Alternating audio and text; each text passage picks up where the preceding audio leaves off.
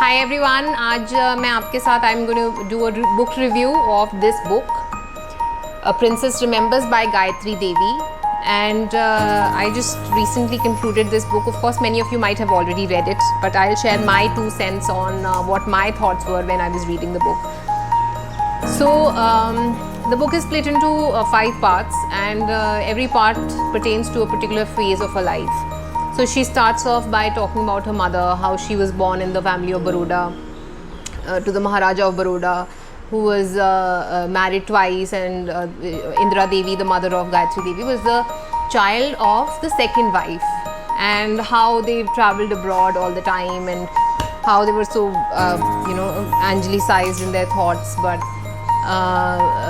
and all that. So basically, Indira Devi was a very revolutionary child of her parents. She was also considered the most beautiful woman of her time, one of the most beautiful women, and she got married against her parents' wishes to the Prince of Cooch Behar, when her parents had actually betrothed her to marry the Maharaja of Bhopal, who was much older than her at the time. He was about 43 when his wife was not, his existing wives were not able to bear him children, so he wanted to marry again. So she would have been the third wife of the Maharaja of Bhopal.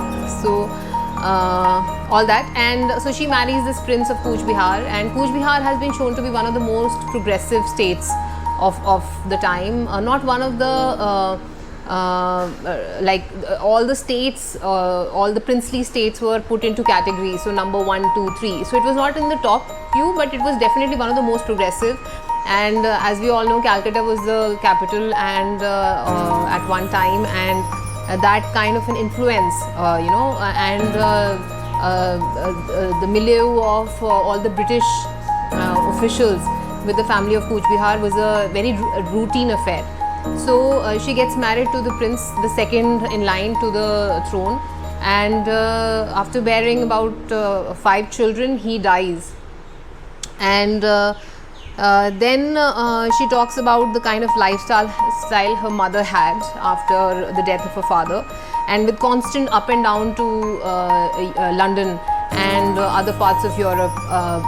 So she has in some ways tried to show the wild lifestyle her mother led, and but she of course has very conveniently covered it under the garb of her work and her requirements to travel, and her work related meetings and other things. But if you read, I'm reading another book which I'm going to review later, that sheds light on how certain inconvenient truths have been very meticulously hidden by or sheltered by the Maharani in her own book. Anyway, so that happens, and then Aisha was the first name that Gayatri Devi got from her mother, which was later changed to Gayatri Devi, but her friends and family continued to know her as Aisha throughout her life. And the name was not found to be suitable for a Hindu princess and all that. Then at the age of 5, she met her future husband, which was the Maharaja of Jaipur.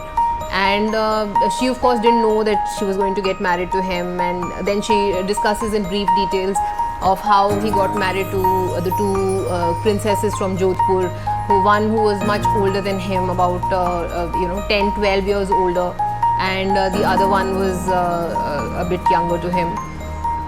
So then she also talks about how he used to come to Cooch Behar to play in the polo matches. He was one of the most famous polo players of the world at the time, and his team was the world champions between 1933 and 39, and he continued to play polo, and he was considered to be one of the finest players in the world, and how his whole life was so enchanting, and how he travelled up and down between England and India, and all that. So he was considered to be one of the hottest properties at the time, and so she was enchanted with him, and then how very frequently he used to come. So she doesn't mention that there was something going on between Indira Devi and the prince, but the Maharaja of Jaipur, but But there is mention everywhere else. I mean, you can Google it or you can even read other books on it. Anyways, so after a period of time when Aisha came of age or Gayatri Devi came of age, she was married to the queen, to the Maharaja of Jaipur, which was Man Singh II, and unofficially he was known as Jai. So Jai and Aisha get married. For their honeymoon, they go to Ooty, and this was in 1938. So around that time, war was peaking, war was about to start, and so they could not go to Europe, and so they choose to go to Ooty. Ooty में रहते हैं. Ooty में he has some guests over, and how the first time when she's supposed to entertain guests for him, how she doesn't go to the gate to drop them off, and then he comes back to say, who do you think you are? Are you Queen Mary? So that's a very famous episode that you get to read almost in every reference of their life. So then she said that helped me improve into a better hostess for the occasions later on. Anyhow, then so she comes to Jaipur after marriage, and Cooch Behar, having been a very progressive state compared to Jaipur at the time was much more traditional, and they observed the Parda system. They had the Zanana quarters, and women after marriage were relegated to the Zanana quarters. If they would come out, go into the car, they would they would have Bentleys and everything, but they will have to go in inside the car and be curtained cars, and they would be able to go around not being able to see anything on the outside, just the inside of the car. So life was of course difficult, but when you see the kind of freedom that Gayatri Devi was promised by the prince, and the kind of life she led, in spite of the fact that it was still Jaipur, just goes to show the kind of control she had, the kind of freedom she enjoyed. She went around the world. She used to go for her morning rides on the horse and horse rides. Then she went around the world with him. She joined politics, and all with his consent and approval. So then it's surprising for you to see of how or why the earlier queens, especially the second one, Jo, why she did not get that kind of a freedom, and she was as progressive in her mindset and well educated and everything. So and then there are smaller nuances of the book that take you through the kind of thoughts or the kind of when there are smaller hints of the very fact that definitely she thought that she was at a higher pedestal, and not just compared to the other queens, but also how angelicized she was. I mean, in her own words, she mentions in various places of how angelicized she felt she was. She used to not speak Hindi, and being the Maharani of Jaipur, not knowing Hindi, not being able to speak the local dialect, and still people were listening to her, and she was the most preferred. Of course, her coming to Jaipur was initially, it was met with some small revolts, but all of it died down after a period of time when she wielded an iron hand. And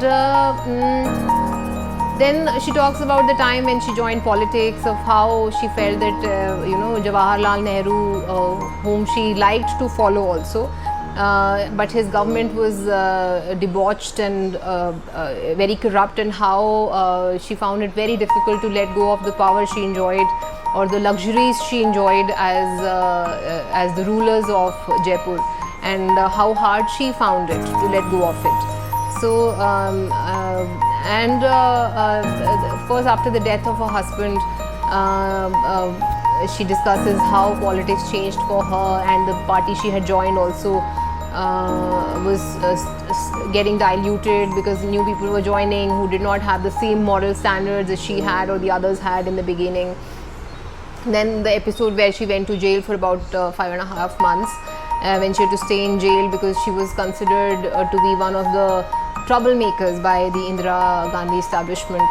And then of course her leaving politics and then moving on with her life, a quiet life that she talks about, but how she let all of this go into the past, and just move on with life. I mean, as she grew older, and how all her palaces were turned into hotels, and some of them were given away to the state, and how she spent the final few years of her life at Lilypool. And she also talks about the miseries of life, you know, losing her husband, losing her mother, parent, her brothers and sisters. So when you go through the book, you have a few thoughts. So now these are my final counting thoughts that I had. I mean, one, she was very angelical. She was angelical in the sense that she was a little angelicized in her thoughts, and she always thought that she was above and beyond everybody. I mean, it comes out very clearly in the book. I mean, when you read it, I mean, you just understand that she thought that she was the high and mighty. She also thought that she was somebody who would get anything that she would ask, and which is what happened also.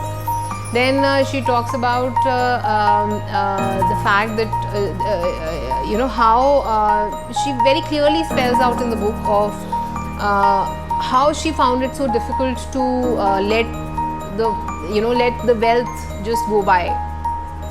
And there are so many things that she hides very conveniently, because of course you don't talk about all that in a book that you write for yourself, and you only want the world to know about the good things. So that's that in some ways is I mean, some people would say that it is washing dirty linen. It's not really washing dirty linen. I mean, it's just projecting the reality of the day or the life that you lived. But I felt that it's a very dishonest it's a very dishonest way. I mean, I didn't like particularly the way the book has been written. It's like that, you know, that life was all bed of flowers, or you know, that I always had my way, and everybody just wanted me to be in the middle of action and everything, which is great. But to call a spade, and to spell out the realities the way they are, without hiding the inconvenient truths, and just projecting what the real thing is. And so, you know, that dishonesty reflects when you read the book, and it also leads to a certain amount of boredom when you are trying to finish the book. So that was my 2 cents on this, and I hope you have enjoyed this, because it's a very honest book review. I mean, I'm not sure of how much you would have enjoyed, but yes, it's a decent read. You should certainly get your hands on it in case you have not read it. I mean, but then after reading this, I think you should also read another book, which I am going to review soon. So watch out the space for the next book review, and to know how you can corroborate what she has written in this book with the other views of the same things. Thank you. Jai Hind.